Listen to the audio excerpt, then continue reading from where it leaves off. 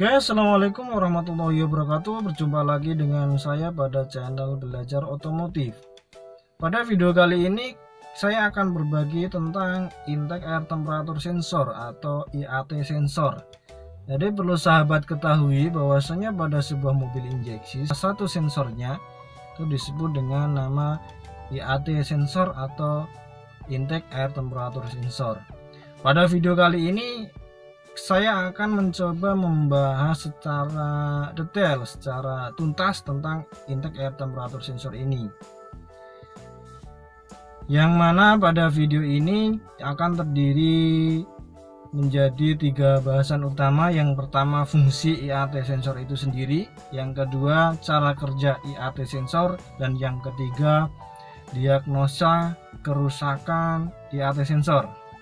Mungkin sahabat sudah banyak yang tahu bahwasannya IAT sensor pada sebuah mobil injeksi berfungsi untuk mendeteksi atau mengukur suhu udara yang masuk ke dalam intake manifold. Nah, perubahan suhu inilah nanti yang akan dikonversikan menjadi sebuah tegangan input menuju ECU.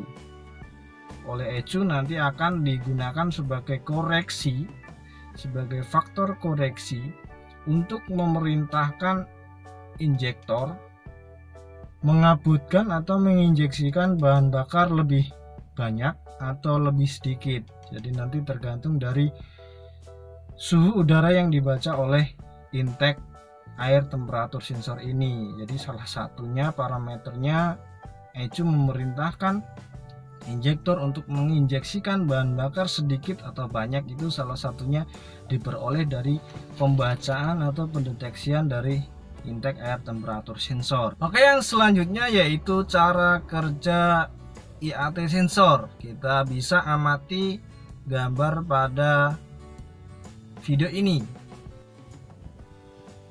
IAT sensor menggunakan komponen elektronik berupa termistor yang digunakan sebagai pendeteksi temperatur udara yang masuk ke dalam intake manifold. Besar kecilnya tahanan pada komponen termistor ini berubah-ubah sesuai dengan tinggi rendahnya suhu atau temperatur udara yang melewatinya. Termistor yang digunakan pada IAT sensor adalah termistor jenis NTC, negatif temperatur koefisien, yang artinya perbandingan antara temperatur udara dan tahanan pada IAT sensor adalah berbanding terbalik. Semakin tinggi temperatur udara yang masuk ke dalam intake manifold, maka tahanan pada termistor akan semakin rendah dan tegangan output semakin rendah juga. Akibatnya, penginjeksian bahan bakar semakin sedikit. Dan sebaliknya, bila semakin rendah temperatur udara yang masuk ke dalam intake manifold, maka tahanan pada termistor akan semakin tinggi dan tegangan output semakin besar. Akibatnya penginjeksian bahan bakar akan semakin banyak. Sebagai contoh, sahabat bisa perhatikan grafik berikut. Pada saat temperatur yang dibaca oleh IAT sensor sebesar 20 derajat Celcius, maka tegangan input yang akan dikirim menuju ECU adalah sebesar 3 volt.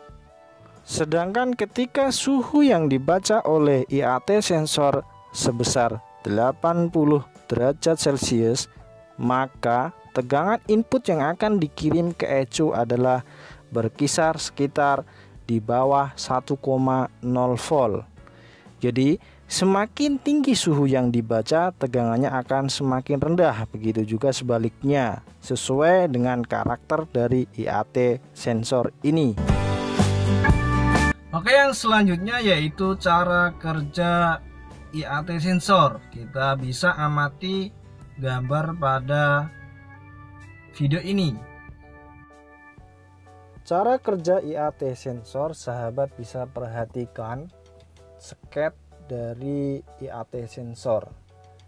Jadi cara kerjanya, ECU akan memberikan sinyal tegangan sebesar 5 volt ke IAT sensor melalui internal resistor sebagai tegangan input. Nilai tegangan ini akan berubah-ubah sesuai dengan kondisi dari temperatur udara yang masuk ke dalam intake manifold.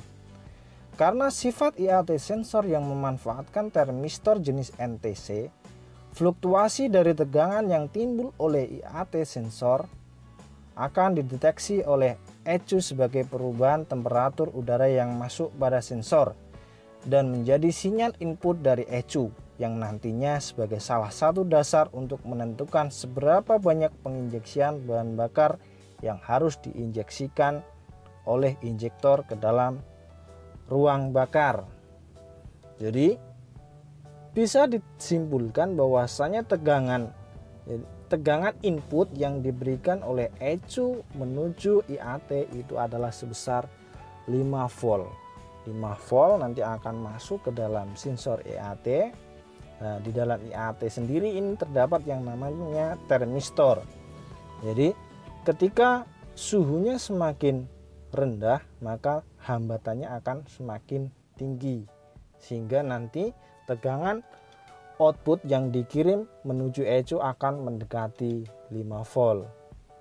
Dan begitu juga sebaliknya, ketika suhunya semakin tinggi, maka hambatan resistor yang terdapat pada IAT sensor akan semakin rendah, dan akibatnya tegangan output menuju ECU akan semakin rendah juga, yaitu mendekati 0. Jadi tegangannya nanti akan berkisar antara 0 sampai dengan 5 volt. Oke sahabat, masuk pada pembahasan yang ketiga, yaitu tentang diagnosis kerusakan IAT sensor. Untuk mempermudah pembahasan pada diagnosis kerusakan sensor ini, mari kita amati atau mari kita perhatikan pada gambar video ini.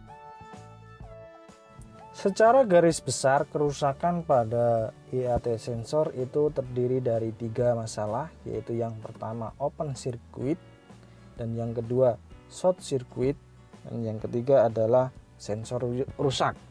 Jadi nanti ketika sahabat jumpai trouble pada scanner atau pada engine scanner yang dinyatakan bahwasanya intake air temperatur sensor malfunction, itu bisa disimpulkan 3 kerusakan ini. Kalau enggak open circuit, ya short circuit, atau kalau enggak yang ketiga sensor rusak. Open circuit itu yang seperti apa?